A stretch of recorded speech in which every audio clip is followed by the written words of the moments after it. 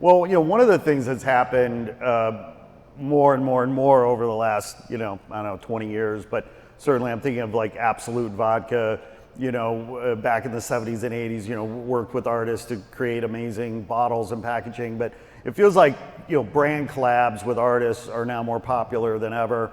And I've seen, that meme that went around a few years ago about exposure bucks, well, Nike will pay you in in sneakers, or they're going to promise you a bunch of exposure, but they're not actually going to be exactly. So talk about working with brands and what you've learned working with contracts, people, and you get a lawyer to read those big contracts with.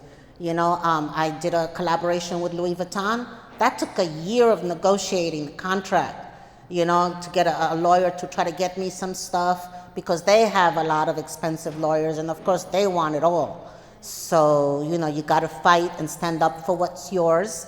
Collaborating with brands means that they are so desperately trying to buy our street credibility and coolness to sell their brand, and it costs them.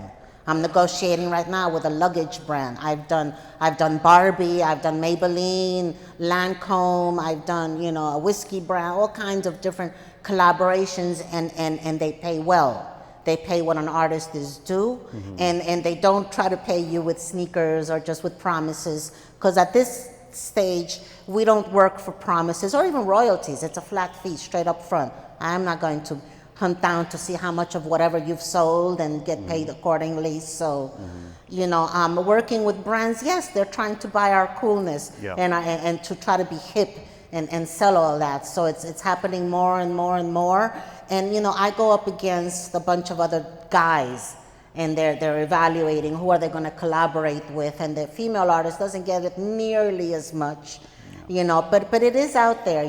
They're clamoring for us, and we all have prices and willingness to work with companies, and you've got to draw the line.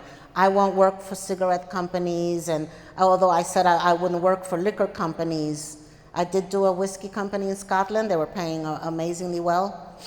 So your own ethics, and it's a lifelong struggle.